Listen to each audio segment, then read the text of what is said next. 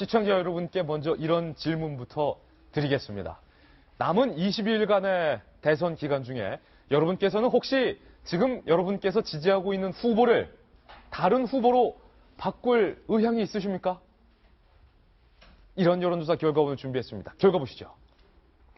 네, 지지 후보 변경 가능성을 묻는 여론조사 결과인데요. 무려 28.1%가 내 마음 나도 몰라. 뭐 잘하면 바꿀 수도 있지요. 20일이나 남았는데요. 28.1%가 지지 후보 바꿀 수 있다. 이렇게 얘기를 했고요. 70.5%는 계속 지지할 것이다. 이렇게 지금 응답을 했습니다. 정성희 위원님, 지금 마음속으로 지지하는 후보가 있으신지 잘 모르겠습니다만 혹시 정 의원께서는 남은 20일 동안 그 후보를 바꿀 의향도 있으십니까? 저는 상당히 큽니다. 그렇군요. 그러니까 이게 무슨 말이냐면 보통 선거 기간이 다가올수록 그 지지 후보 무응답층이나 지지 후보를 결정하지 않았다는 거는 결정도로 굉장히 좁아집니다. 처음에는 50% 가까이 되는 무응답층이나 결정하지 않았던 것이 쭉 줄어가는데 이번 선거는 좀 다른 것 같아요. 이번 여론조사에서 보지만 약 28.1%면은 30% 가까운 사람들이 그렇죠. 지지 후보를 결정할 수 있다. 이 말은 다시 말해서 선거 결과의 불확실성이 여전히 크다. 다른 거와는 달리 여전히 크다는 게 얘기고요. 예. 또 여기면 지지를 망설이는 이유를 뭐냐 했을 때 절반 정도, 46.3%가 TV 토론 등을 보고 결정하겠다라고 얘기를 했는데 그래서 오늘 TV 토론의 영향력이 여전히 중요합니다. 통상 그 미국이나 이런 데 여론조사 그 보도를 보면은 토론을 보고 지지 후보를 결정하는 경우는 사실 굉장히 낮습니다. 대개 토론은 자기 지지 후보에 대해서 확증하는 거죠.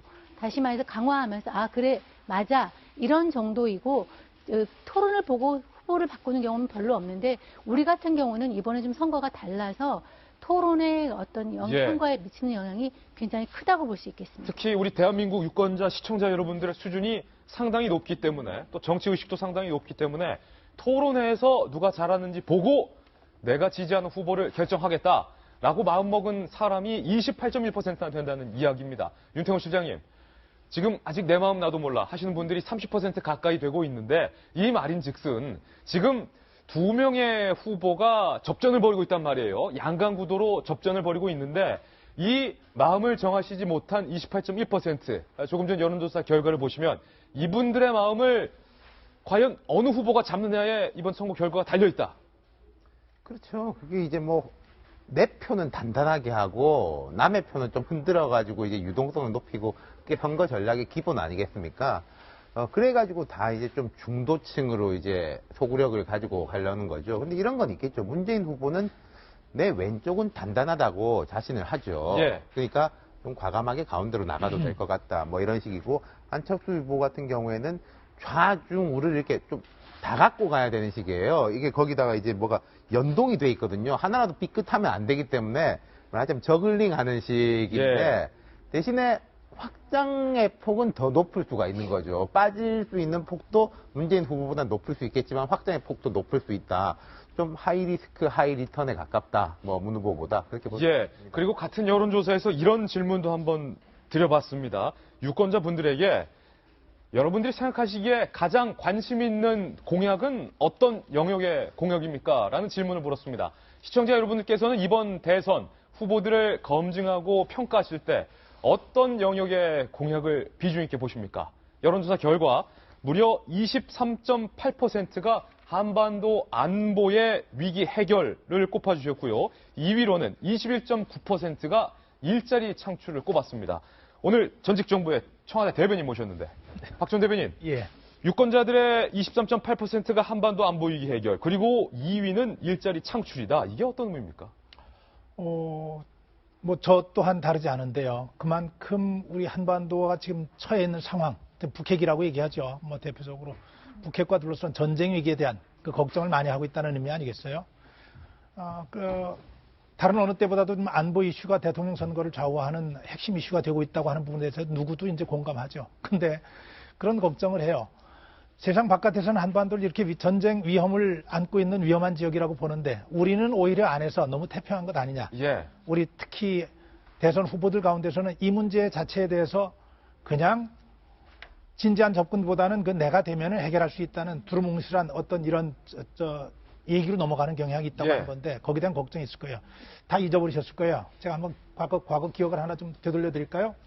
2010년 11월 23일입니다.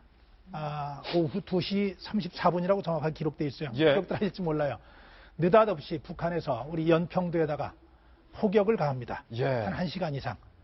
그 포격을 통해 가지고 민간인 2명, 군인 2명이 죽습니다. 그리고 20여 명, 30명 가까이가 부상당하고 연평도의 주민들, 어촌에서 고기 잡던 분들, 농사 짓던 분들은 신발도 제대로 챙겨 신지 못하고 배 타고 인천으로 나와서 찜질방에서 몇 달 동안 어렵게 생활했던 그 기억이 있습니다.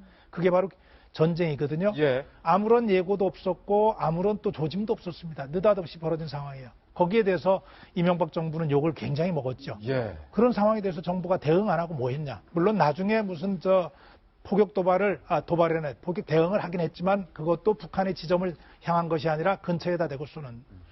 많은 국민들이 왜 그때 그렇게 허약하게 대응을 했냐 했고 대통령도 그렇고 그때 MB 정부도 굉장히 곤혹스러운 상황을 맞았는데 왜 고민 안 했겠습니까? 예.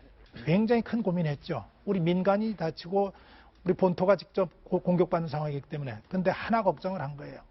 여기서 대응을 자칫 조금 강하게 하게 되면 명백하게 전쟁으로 갈 수밖에 없겠죠. 예. 전쟁으로 가게 되면은 서울을 비롯한 이 수도권은 물론이고 정말 대한민국 전체가 위험에 빠질 수 있다. 이런 얘기거든요. 그만큼 전쟁이 위험하고 그만큼 전쟁을 결심하기가 어렵다는 얘기인데 이 부분에 대해서 지금 상황에 대해서 대선 주자들은 답을 좀 내놔야 된다고. 내놔야 한다. 실제로 유권자들이 그 답을 구체적으로 원하고 있다는 그렇죠. 것이 예. 여론조사 결과상 드러났습니다. 그런데 중요한 건 이렇게 마음을 못 정하신 분들이 오늘 TV 토론을 보고 상당수 마음을 정할지도 모른다는 얘기입니다. 그런데 지난 1차 토론회가 끝나고 각 후보들에게 우스개 관전평이 붙었습니다. 과연 어떤 후보에게 어떤 관전평이 붙었을까요? 저희가 준비해봤습니다. 함께 보시죠.